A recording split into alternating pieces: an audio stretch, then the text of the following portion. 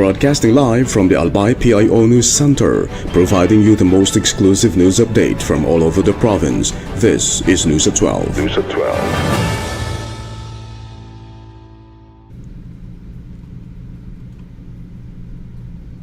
For the local scene, DND Chief to lead Carlos Imperial Memorial Unveiling. Department of National Defense Secretary Gilberto Jodoro Jr. will serve as guest of honor during the unveiling of the memorial busts of the late Carlos R. Imperial at Bicol University on July 13, marking the former lawmaker's birth anniversary. The memorial recognizes Imperial's lasting contributions to education, public service, and the development of the Bicol region, including his role as one of the founding authors of Bicol University. Preparations for the ceremony were finalized during a coordination meeting led by the Provincial Tourism, Culture and Arts Office at the Albay capital. The unveiling is expected to bring together the Imperial family, government officials, representatives of Bicol University, former colleagues, and other invited guests to honor the legacy of one of Albay's distinguished statesmen. Moreover, Albay advances renewable energy ordinance. The Sangguniang Panlalawigan Committee on Power and Energy has started deliberations on a proposed ordinance aimed at strengthening renewable energy development and supporting Albay's sustainability initiatives. The proposed Clean and Affordable Renewable Energy or CARE Ordinance seeks to establish a framework for the development, utilization, commercialization, and regulation of renewable energy across the province. Committee members underscored the need to involve local government units, national government agencies, and community representatives to help ensure the measure's effective implementation and public support. The deliberation will continue to succeeding sessions as the committee moves forward with the proposed ordinance to promote sustainable and affordable energy development in Albay. Meanwhile, APSIMO renews disaster preparedness campaign. The Albay Public Safety and Emergency Management Office has renewed its commitment to disaster preparedness as it joins the nationwide observance of National Disasters Resilience Month. Carrying this year's theme, naghahanda at kumikilos tungo sa panatag na bagong Pilipinas, APSIMO is promoting proactive disaster risk reduction and stronger collaboration among communities, government agencies, development partners, and emergency responders.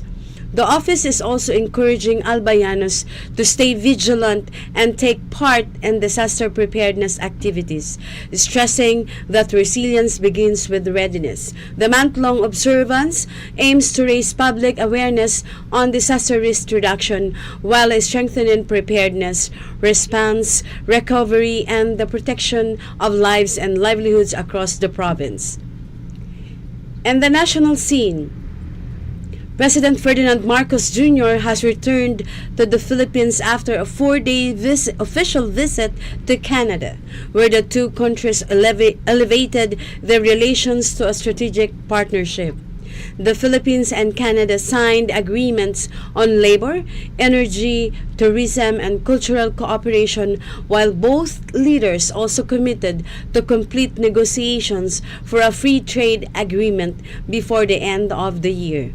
The visit also secured about $2.5 billion in dollars in investment commitment from Canadian companies and marked the first official visit to Canada by a Philippine president in more than a decade.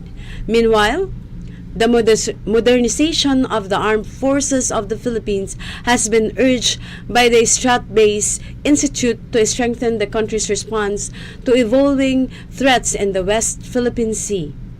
Strat-based Institute President Dindo Manhit said the country must build a technologically advanced military while strengthening partnership and national resilience to protect its maritime interests.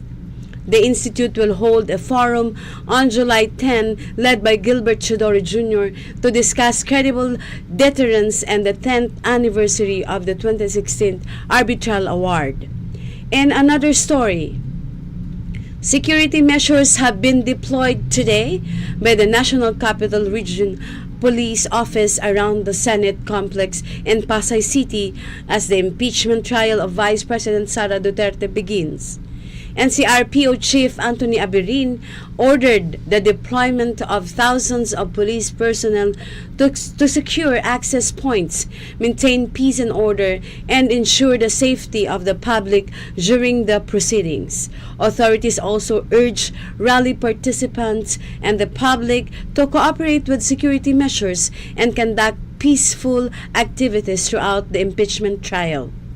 For the news outside the country, the Egypt national football team has dedicated its historic World Cup knockout stage victory to the people of Palestine after defeating Australia 4-2 in the penalty shootout following a 1-1 draw. The victory marked Egypt's first ever win in a World Cup knockout match and sent the team into the round of 16, where it will face either Argentina or Cape Verde.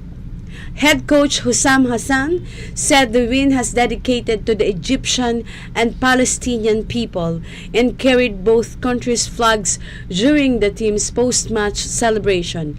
Meanwhile, funeral ceremonies have begun in Tehran for the late Iranian Supreme Leader Ayatollah Ali Khamenei, who was killed in joint U.S.-Israel airstrike at the start of the war with Iran. Thousands of supporters gathered in the Iranian capital for the first day of the memorial, with large crowds paying their final respects to the country's former leader. Iranian state media said the funeral ceremonies will continue for 6 days across several cities in Iran and neighboring Iraq. Khamenei will lie in state before being laid to rest in his hometown of Mashhad on Thursday. In a related update to our country, President Ferdinand Marcos Jr. said the Philippines and the United States continue to maintain strong and expanding bilateral relations, describing the partnership as active and steadily growing. Speaking before his departure from Canada, Marcos said the relationship with the United States has become deeper and more expansive under his administration, building on more than a century of cooperation. He said both countries continue to strengthen engagement across different sectors while expanding collaboration in new fields created by emerging technologies. Marcos added that the Philippines and the United States remain close partners and are committed to further strengthening their long-standing relationship. That ends our news break for today, July 5, 2026. We'll be back tomorrow for more news updates. Thanks to our noon news break writers Eljo Lorejo and Ian Bubetre. And on the technical side, we have Richard Bobes. And to our Provincial Information Office, OIC Marty Gonzalez, under the supervision of our Governor Noel E. Rosal. This has been your anchor, Anessa P. Babb. Thank you for subscribing. Albay in my heart.